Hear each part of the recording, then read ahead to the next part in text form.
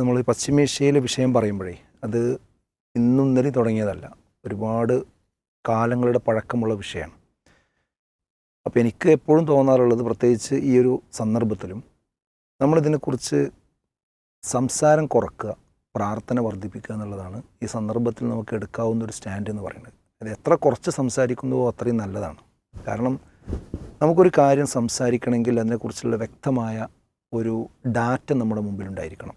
Data തെറ്റിയാൽ നമ്മുടെ നിലപാടുകൾ തെറ്റും. കാരണം നമ്മളെ മുമ്പിലേക്ക് വരുന്ന വാർത്തകൾ ചാനലുകളിലൂടെയും പത്രങ്ങളിലൂടെയും ഒക്കെയാണ്. അത് മറ്റു രാഷ്ട്രങ്ങളിൽ നടക്കുന്നതാണ്. അത് പിന്നീട് നമ്മുടെ മലയാള പത്രങ്ങൾക്ക് കിട്ടി, ചാനലുകൾക്ക് കിട്ടി, അവരുടെ അരിപ്പുകളിലൂടെ അരിച്ച് അവർക്ക് ഓരോ ചാനലിനും ഓരോ പത്രത്തിനും ഈ വിഷയത്തിൽ കൃത്യമായ പാർഷ്യാലിറ്റി ഉണ്ടാവും, ഇല്ലയെന്ന് പറയാൻ പറ്റില്ല. അവർക്ക് അവരുടേതായ ഡെസ്കിൻ്റെ തീരുമാനങ്ങളുണ്ടാവും, നയങ്ങളുണ്ടാവും, നിലപാടുകളുണ്ടാവും, അജണ്ടകളുണ്ടാവും. അപ്പോൾ ആ ഒരു കണ്ണിലൂടെയും കാഴ്ചപ്പാടിലൂടെയും മാത്രമേ എന്ത് ചെയ്യുള്ളൂ, അവർ ഈ വിഷയങ്ങൾ കൃത്യമായിട്ട് അവതരിപ്പിക്കുള്ളൂ. അപ്പോൾ നമ്മുടെ മുമ്പിലേക്ക് അതേ എത്തുള്ളൂ. അതിൻ്റെ മറു സൈഡുകൾ പലപ്പോഴും എന്ത് ചെയ്യില്ല, കിട്ടാറില്ല. അപ്പോൾ അതുകൊണ്ട് തന്നെ അത് മുന്നിൽ വെച്ചുകൊണ്ട് നമ്മളൊരു അഭിപ്രായം പറയും, ഒരു നിരീക്ഷണം പറയുകയൊക്കെ ചെയ്യുമ്പോൾ അത് തെറ്റാൻ സാധ്യത വളരെ കൂടുതലാണ്. പിന്നെ അന്താരാഷ്ട്ര മീഡിയകളും കാര്യങ്ങളും അപഗ്രഥിച്ച് എടുത്ത് പ്രത്യേകിച്ച് പശ്ചിമേഷ്യൻ രാഷ്ട്രീയത്തെ ഒരു വസ്തുനിഷ്ഠമായി നമ്മുടെ നാട്ടിൽ വിശദീകരിക്കാൻ പറ്റിയ പത്രപ്രവർത്തകരും കുറവാണെന്ന് നമുക്ക് പറയേണ്ടി വരും. പഴയതുപോലെയുള്ള ആളുകളൊക്കെ കുറവാണ്. അപ്പോൾ അതിൻ്റെയൊക്കെ പരിമിതി വെച്ചുകൊണ്ടായിരിക്കണം സാധാരണക്കാരായ നമ്മളെ പോലെ ആളുകൾ ആ ഒരു വിഷയത്തിൽ ഇടപെടേണ്ടതെന്നാണ് എനിക്ക് ഒന്ന് പറയാനുള്ളത്. പിന്നെന്താ വെച്ചാൽ ഒരു ഇതൊക്കെ ഫിത്തനയാണ്. ഫിത്തന വർദ്ധിക്കും തോറും പ്രാർത്ഥനകൾ വർദ്ധിപ്പിക്കണം എന്നുള്ളതാണ് ഇസ്ലാമിൻ്റെ ഒരു പ്രധാനപ്പെട്ട കാഴ്ചപ്പാട്. ഞാൻ ഇസ്ലാമിൻ്റെ ഒരു പേഴ്സ്പെക്റ്റീവാണ് ഇതിൻ്റെ ഈ വിഷയത്തിൽ പറയുന്നത്. അപ്പോൾ അതിൽ നമ്മൾ ചെയ്യാവുന്നത് എന്താണെന്ന് വെച്ചാൽ, നമുക്ക് വ്യക്തമല്ലാത്ത, നമുക്ക് ഗ്രേ ആയി നിൽക്കുന്ന വിഷയങ്ങളെ സംബന്ധിച്ച് മൗനം പാലിക്കുകയും എന്നാൽ ഈ വിഷയത്തിൽ അതിശക്തമായ പ്രാർത്ഥന എന്ത് ചെയ്യണം, നമ്മൾ അവിടെ ഈ പ്രശ്നം കൂടുതൽ രൂക്ഷമാകാതിരിക്കാൻ പ്രാർത്ഥന നമ്മൾ ഉണ്ടാവുകയും ചെയ്യണം. ഇതാണ് ഇതിൽ പറയാനുള്ളത്. പിന്നെ എല്ലാ വിഷയത്തിലും നമ്മളിങ്ങനെ പ്രതികരിച്ചു കൊണ്ടിരിക്കണം എന്നില്ല. പ്രതികരണം ആവശ്യമുള്ളിടത്ത് എന്ത് ചെയ്യേണ്ടതുള്ളൂ, നമ്മൾ യഥാർത്ഥത്തിൽ നടത്തേണ്ടതുള്ളൂ. പിന്നെ എന്തുകൊണ്ട് നമ്മൾ ഈ വിഷയം സംസാരിക്കുന്നു എന്ന് ചോദിച്ചാൽ, പ്രതികരിക്കുന്നു എന്ന് ചോദിച്ചാൽ, അതിൻ്റെ ചില കാരണങ്ങളാണ് എനിക്ക് പ്രധാനമായിട്ട് പറയാനുള്ളത്. അതിലൊന്നെന്താണെന്ന് ചോദിച്ചാൽ, പിന്നെ അമേരിക്കയും ഇസ്രയേലും കുറച്ച് കാലങ്ങളായിട്ട് ഈ പശ്ചിമേഷ്യയിൽ എവിടെയൊക്കെ പ്രശ്നമുണ്ടോ അതിൻ്റെ ഏതെങ്കിലും ഒരു ഭാഗത്ത് ഈ രണ്ട് രാഷ്ട്രങ്ങളുണ്ടാവും. അത് നമ്മൾ കുറേ കാലങ്ങളായിട്ട് കണ്ടുകൊണ്ടിരിക്കണം. ഇപ്പോൾ ഗസയിലെ പ്രശ്നം അവസാനിച്ചിട്ടില്ല. അതിൻ്റെ പേരിൽ നമ്മൾ എന്തൊക്കെ വിഷയങ്ങൾ കണ്ടു. അതുപോലെ പിന്നെ ഈ GCC രാഷ്ട്രങ്ങളിൽ ഉണ്ടാകുന്ന വിഷയങ്ങൾ, ഏത് വിഷയങ്ങളെടുത്ത് പരിശോധിച്ചാൽ ഇവർ രണ്ട് കൂട്ടരും അതിൽ പ്രധാനപ്പെട്ട കക്ഷികളാണ്. അത് മുഖേന ഒരുപാട് മനുഷ്യരെന്ത് ചെയ്യുന്നുണ്ട്, പിന്നെ കൊല്ലപ്പെടുന്ന സാഹചര്യമുണ്ട്. അപ്പോൾ അങ്ങനത്തെ ഒരു വേദന മനുഷ്യ ലോകത്തുണ്ടാകുമ്പോൾ അതിനോട് ഒരു സോളിഡാരിറ്റി പ്രഖ്യാപിക്കുക, അതിനോടൊരു പ്രാർത്ഥന ഉണ്ടാവുക, അത് ശരിയായ അവസ്ഥയിലേക്ക് വരണമെന്ന് പ്രാർത്ഥിക്കുക. ഈ പിഞ്ചോമന കുട്ടികൾ, അതുപോലെ സ്ത്രീകൾ, നിരാലംബര്, രോഗികൾ, ഇവർ ഈ പ്രത്യേകിച്ച് പണ്ടത്തെ പോലെ അല്ലല്ലോ. ഇപ്പോൾ ഒരു യുദ്ധം തുടങ്ങിക്കഴിഞ്ഞാൽ അത് തത്സമയം എല്ലായിടത്തും ഒരേപോലെ കണ്ടുകൊണ്ടിരിക്കുകയാണ്. അപ്പോൾ ആ കണ്ടുകൊണ്ടിരിക്കുന്ന സംഗതികൾ കാണുമ്പോൾ മനുഷ്യൻ എന്ന നിലക്ക് നമുക്ക് അടങ്ങിയിരിക്കാൻ കഴിയില്ല. അപ്പോൾ അതിൽ സംസാരിക്കുക എന്നുള്ളത് നമ്മുടെ ആ നിലക്കുള്ളൊരു ബാധ്യതയുണ്ട്. അതാണ് ഇതിൻ്റെ ഒരു വശം എന്ന് പറയുന്നത്.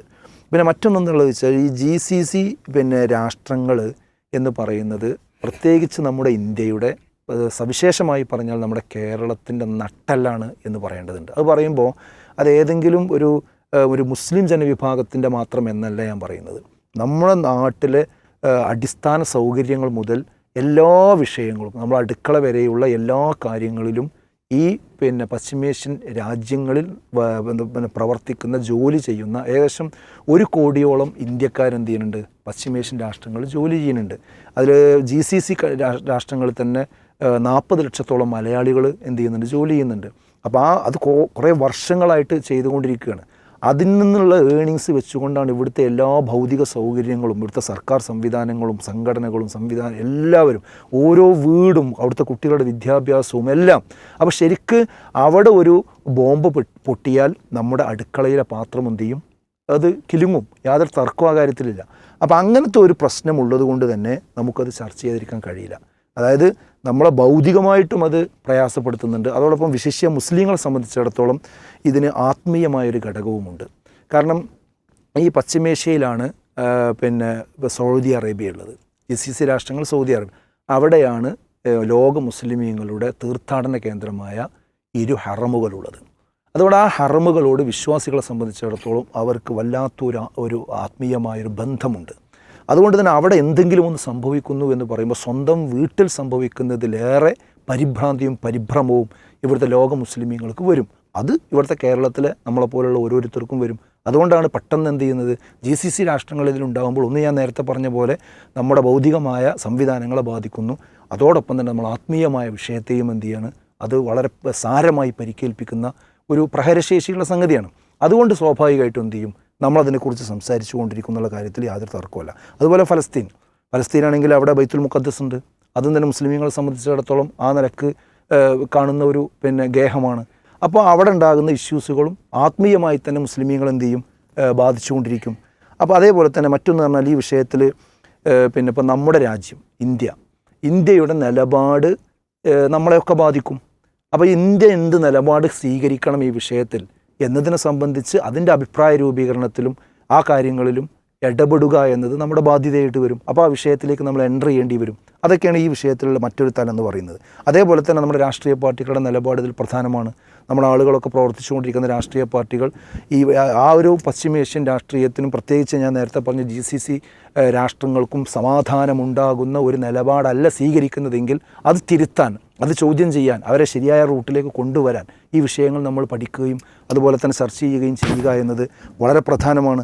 അതേപോലെ തന്നെ പശ്ചിമേഷ്യ വെച്ചുകൊണ്ട് നമ്മുടെ നാട്ടിൽ ചില ആളുകൾ നടത്താറുള്ള രാഷ്ട്രീയ മുതലെടുപ്പുണ്ട്. ഇപ്പോൾ ഈ കഴിഞ്ഞ ഫലസ്തീൻ ഇഷ്യൂ വന്നപ്പോഴൊക്കെ നമ്മുടെ ഇവിടുത്തെ പൊളിറ്റിക്സിൽ ഒരു പ്രധാനപ്പെട്ട അജണ്ടയായിട്ട് അന്നത്തെ ഫലസ്തീൻ വിഷയമാണെന്ത് കൈകാര്യം ചെയ്യപ്പെട്ടിട്ടുള്ളത്. അതുപോലെ ഈ അവിടെ ഉണ്ടാകുന്ന പശ്ചിമേഷ്യൻ രാഷ്ട്രീയത്തിലുണ്ടാകുന്ന ഏതൊരു പ്രശ്നത്തെയും ഇവിടുത്തെ രാഷ്ട്രീയത്തെ പെട്ടെന്ന് ഹിറ്റ് ചെയ്യും, പെട്ടെന്ന് എന്ത് ചെയ്യും, അതുമായി ബന്ധപ്പെട്ട ചർച്ചകളും സാധനങ്ങളും നടക്കും. അപ്പോൾ സ്വാഭാവികമായിട്ടും കേരളത്തിൽ ഈ വിഷയത്തിൽ പല നെറേറ്റീവുകൾ രാഷ്ട്രീയമായി ബിൽഡ് ചെയ്ത് കൊണ്ടുവരും. അപ്പോൾ നമുക്കതിനോട് എന്ത് ചെയ്യേണ്ടി വരും, കൃത്യമായ പ്രതികരണങ്ങൾ നൽകേണ്ടി വരും. അല്ലെങ്കിൽ ആളുകൾ എന്ത് ചെയ്യും, ആ വിഷയത്തിൽ തെറ്റായ നിലപാടുകളിലൂടെ പോകാൻ സാധ്യത വളരെ ഏറെയാണ്. പിന്നെ മറ്റൊന്ന് ഇതിലൂടെ നടക്കുന്നത് എന്താണെന്ന് ചോദിച്ചാൽ, ഇപ്പോൾ ഇറാനിലാണല്ലോ പ്രശ്നങ്ങളുണ്ടായി, അവിടുത്തെ നേതാവാണ് കൊല്ലപ്പെട്ടിരിക്കുന്നത്. അപ്പോൾ ഈ ഒരു സാഹചര്യത്തിൽ സ്വാഭാവികമായും ആളുകൾക്ക് അതിനോടൊരു കൊലപാതകത്തോടും ഒരു പരമാധികാര രാജ്യത്തിൻ്റെ ഉള്ളിൽ അവരുടെ അനുവാദമില്ലാതെ ലോകത്തുള്ള എല്ലാ നീതിബോധത്തെയും കാറ്റിൽ പറത്തിക്കൊണ്ട് ഇടപെടുന്ന അമേരിക്കയുടെ എന്നത്തെയുമുള്ള രീതി ഇവിടെയും സ്വീകരിച്ചിരിക്കുകയാണ്. അതിൽ നമുക്കെല്ലാവർക്കും വിയോജിപ്പുണ്ട്. അതിപ്പോൾ ഏത് രാജ്യത്തിലായിരുന്നാലും അവിടെ പരമാധികാര റിപ്പബ്ലിക്കുള്ള ഒരു രാജ്യത്ത് പോയിട്ട് വേറെ രാജ്യം കാര്യങ്ങൾ കൈകാര്യം ചെയ്യുക, അവിടെ ആളുകളെ തമ്മിൽ തെറ്റിപ്പിക്കുക, അടിപ്പിക്കുക എന്നൊരു ശിഥിലീകരണം ഉണ്ടാക്കുക എന്നത് എവിടെ ഉണ്ടാക്കിയാലും അത് പ്രശ്നം തന്നെയാണ്. അത് നമ്മൾ ചോദ്യം ചെയ്യപ്പെടേണ്ട കാര്യങ്ങളാണ്. പക്ഷെ അതോടൊപ്പം ഈ ഒരു സഹാനുഭൂതി മുന്നിൽ വെച്ചുകൊണ്ട് ഈ ഷിയായിസം എന്ന് പറയുന്ന ഇസ്ലാമിൻ്റെ എതിർപക്ഷത്ത് നിൽക്കുന്ന ആ ഷിയായിസവും ഇസ്ലാമും അത് രണ്ടും ഒരുപോലെ തന്നെയാണ്, അത് രണ്ടും വലിയ വ്യത്യാസങ്ങളില്ല, അത് ആദർശപരമായ പ്രശ്നങ്ങളില്ല എന്ന രീതിയിൽ അത് അദ്ദേഹത്തിൻ്റെ ഷഹാദത്താണ് എന്ന് ഉറപ്പിച്ചു പറയുകയും അതിനുവേണ്ടി പ്രാർത്ഥിക്കാൻ പറയുകയും കുനൂത്ത് ചെല്ലാൻ ആവശ്യപ്പെടുകയും ഒക്കെ ചെയ്തുകൊണ്ടുള്ള രൂപത്തിലേക്ക് വരുമ്പോൾ ഇവിടെ മുസ്ലിമീങ്ങളുടെ വിശ്വാസത്തെ അത് ഹിറ്റ് ചെയ്യാണ്. അതായത് അടിസ്ഥാനപരമായ വിശ്വാസത്തെ ഹിറ്റ് ചെയ്യാണ്. കാരണം ഷിയായിസം എന്ന് പറയുന്നത് ഇസ്ലാമിൻ്റെ എതിർപക്ഷത്തുള്ള സംഗതിയാണ്. അത് തർക്കമല്ല കാര്യത്തിൽ. കാരണം അബ്ദുല്ലാഹിബ്നു സബഅ എന്ന് പറയുന്ന ഒരു ജൂതൻ വേഷം മാറിക്കൊണ്ട് ഇസ്ലാമിൻ്റെ തലത്തിലേക്ക് വരികയും അലി റളിയല്ലാഹുവിനെയും കുടുംബത്തെയും പാടി പുകഴ്ത്തിക്കൊണ്ട് മുസ്ലിങ്ങളുടെ ഒരു ആഭിമുഖ്യം നേടുകയും ചെയ്ത വ്യക്തിയാണ്. എന്നിട്ട് അദ്ദേഹം മുഖേനയാണ് എന്ത് ചെയ്യുന്നത്, മുസ്ലിം മുസ്ലിം ലോകത്തിൻ്റെ ഉള്ളിൽ ഈ ഒരു ഷിയത്തു അലി എന്നുള്ള ഒരു വിഭാഗത്തെ കൊണ്ടുവരുന്നത്. അലി റളിയല്ലാഹു അതിന് കുറ്റക്കാരനല്ല ഒരിക്കലും. അത് സാമ്രാജ്യത്വ ശക്തികളുടെ, അത് ജൂതന്മാരുടെ ഒരു ആയുധമാണ് യഥാർത്ഥത്തിൽ. ഷിയായിസത്തിൻ്റെ ബീജാഭാവം അങ്ങനെയാണ്. അത് നമ്മൾ ഒരിക്കലും തമസ്കരിക്കാൻ പാടില്ല. അതുകൊണ്ടാണ് നമ്മൾ ഇറാനിന് മുമ്പ് നടന്നത് ഇസ്ലാമിക് റിപ്പബ്ലിക് ആണെന്നാണ് എല്ലാവരും നരേറ്റ് ചെയ്യാറുള്ളത്. ഒരിക്കലും അത് ഇസ്ലാമിക് റിപ്പബ്ലിക് അല്ല എന്ന് നമ്മൾ പറയുന്നത് അതുകൊണ്ടാണ്. കാരണം അവിടെയുള്ള പല നേതാക്കന്മാരും പ്രഖ്യാപിച്ചിരിക്കുന്നതെന്ന് വെച്ചാൽ, ഞങ്ങൾക്ക് സൗദി അറേബ്യയുടെ ഭരണം കിട്ടിക്കഴിഞ്ഞാൽ അവിടെ അബൂബക്കർ റളിയല്ലാഹു, ഉമർ റളിയല്ലാഹു, ഉസ്മാൻ റളിയല്ലാഹു ഇവരെ ഇങ്ങനെയുള്ള ആളുകളുടെയൊക്കെ ഖബർ മാന്തി അവരുടെ അവശിഷ്ടങ്ങൾ വരെ പുറത്തെടുക്കുമെന്ന് പറഞ്ഞ്, അതുപോലെ തന്നെ ഇവരുടെ പേര് കേൾക്കുമ്പോൾ ലഅനത്ത് ചൊല്ലുന്ന അങ്ങനെ ഒരുപാട് കാറ്റഗറികളുണ്ട് ഈ ഷിയാക്കളുടെ ലോകത്ത്, ഈ റാഫിദിയാക്കളുടെ ലോകത്ത്. അപ്പോൾ അതിൽ പല എലമെൻറ്റുകളും പല രീതികളും ഉണ്ടാവും. അപ്പോൾ അത് ഇസ്ലാമിൻ്റെ മറുപക്ഷത്ത് നിൽക്കുന്ന ഒരാശയമാണ്. അതൊരിക്കലും ഒരു മുസ്ലിമിന് അംഗീകരിക്കാൻ കഴിയില്ല. അപ്പോൾ ഈ സന്ദർഭം വെച്ചുകൊണ്ട് ഷിയായിസം ഒരു പ്രശ്നമല്ല എന്ന രീതിയിലേക്ക് ഈ സഹാനുഭൂതിയെ ഈ മയ്യത്ത് കട്ടിലിനെ മുന്നിൽ വെച്ചുകൊണ്ട് ഇതിനെ വെളുപ്പിച്ചെടുക്കുവാൻ വേണ്ടി ശ്രമിക്കുമ്പോൾ അത് ശരിയല്ല എന്ന് ശക്തമായി നമുക്ക് പറയേണ്ടി വരും. അതാണിപ്പോൾ ഈ വിഷയത്തിൽ നമുക്ക് ഈ സന്ദർഭത്തിൽ ഒരു ഈമാനികമായും ഇസ്ലാമികമായി കാര്യങ്ങൾ വിലയിരുത്തുമ്പോൾ നമുക്ക് സൂചിപ്പിക്കാനുള്ള സുപ്രധാനമായൊരു കാര്യം.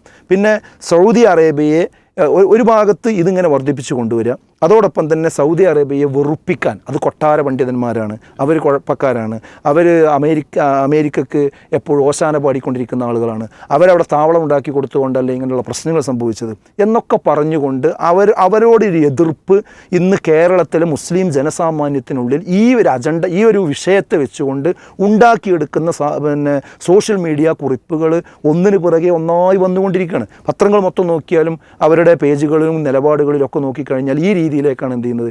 അപ്പോൾ സൈഡ് വലിഞ്ഞുകൊണ്ട് ഈ വിഷയത്തെ വിലയിരുത്താൻ പറ്റില്ല. അതായത് സാമ്രാജ്യത്വം ഒരു പ്രശ്നമാണ്, അതോടൊപ്പം തന്നെ ഷിയായിസവും ഒരു പ്രശ്നമാണ്. ഇതിനെ രണ്ടിനെയും നമ്മൾ പ്രശ്നമായി തന്നെ കാണേണ്ടതുണ്ട്. അതൊരു ഇസ്ലാമിക വീക്ഷണകോണിൽ കാണുമ്പോൾ, പ്രത്യേകിച്ച് ഇരു ഹറമുകളുടെ സംരക്ഷണവുമായി വെച്ച് നോക്കുമ്പോൾ, ഇവർ നേരത്തെ ഇരു ഹറമിൽ സ്ഫോടനമുണ്ടാക്കിയിട്ടുണ്ട്, അറിയില്ലേ?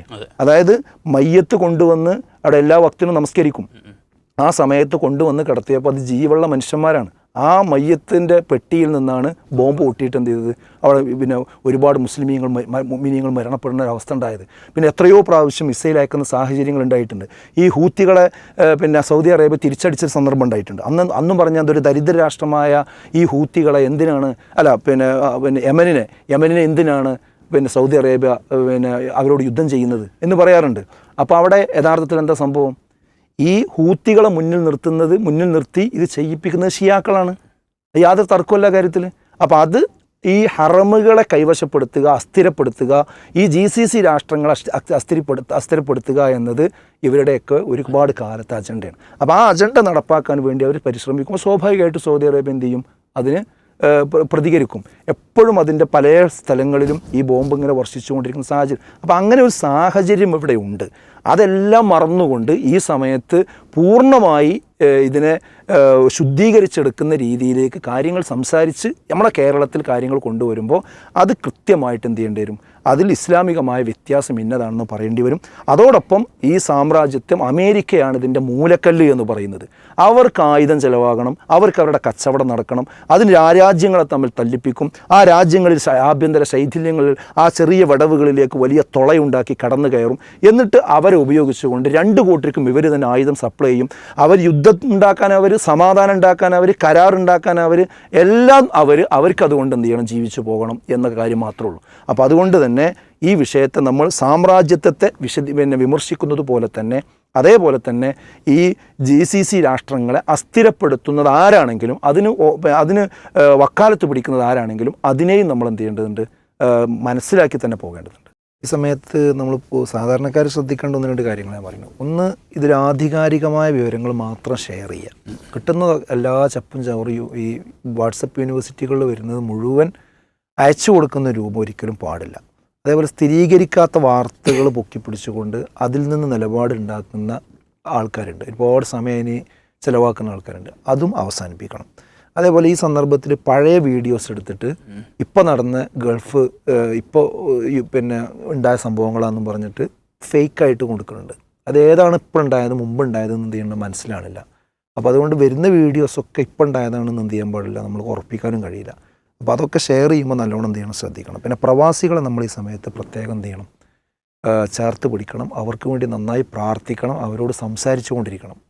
കാരണം അവർ ഒരു പരിഭ്രമത്തിലേക്ക് പോവുക എന്ന് പറഞ്ഞാൽ അത് ഭയങ്കര പ്രയാസം ഉണ്ടാക്കും. അത് കുടുംബങ്ങളും നാട്ടുകാരും സുഹൃത്തുക്കളൊക്കെ അതൊരു ബോധപൂർവ്വം ശ്രദ്ധിക്കുക. റമളാൻ മാസമാണ്, ഈ പ്രാർത്ഥനയ്ക്ക് ഉത്തരം കിട്ടുന്ന സമയമാണ്. അതുകൊണ്ട് വിശ്വാസികൾ ഈ വിഷയത്തിൽ എന്ത് ചെയ്യണം, നന്നായി പ്രാർത്ഥിക്കണം. നേരത്തെ പറഞ്ഞ പോലെ ഈ സമയത്ത് പലരുടെയും തനിനിറം പുറത്തു വരും.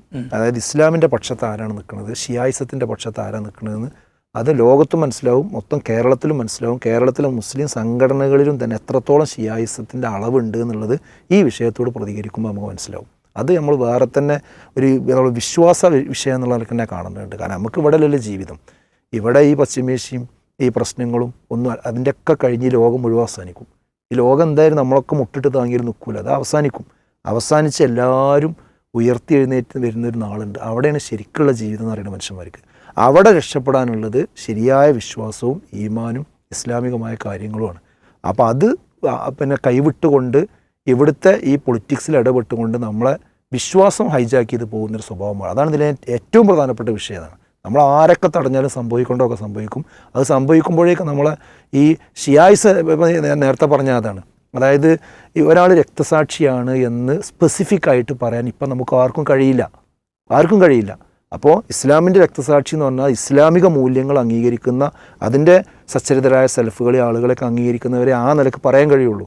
അല്ലാത്ത ആളുകളെ ഇവരൊക്കെ രക്തസാക്ഷികളാണെന്നുള്ള ഒരു സാങ്കേതിക പദം കൊടുക്കുമ്പോൾ അത് മതപരമായി ചർച്ച ചെയ്യേണ്ടി വരും നമുക്ക്, അല്ലെങ്കിൽ ആളുകളുടെ ഈമാൻ തെറ്റും. അതുകൊണ്ട് ആ വിഷയം അത് പറയുമ്പോഴേക്ക് നമ്മൾ ഈ വിഷയത്തിൻ്റെ വേറെ തലങ്ങൾ കൊണ്ടുവന്നുകൊണ്ട് ഇതൊന്നും ഇപ്പോൾ പറയാൻ പാടില്ല. കാരണം ഞാനിതിൻ്റെ പ്രാർത്ഥനയുമായി ബന്ധപ്പെട്ടൊരു സംഗതി ഇട്ടപ്പോൾ ഇറാനെക്കുറിച്ച് ചെറിയ സംഗതി പറഞ്ഞു. അപ്പോഴേക്ക് ചില ആളുകൾ എന്താ ഇറാനെ പറ്റി പറയണത്, അത് പറയുമ്പോൾ ഇങ്ങനെ പൊള്ളണം എന്തിനാ?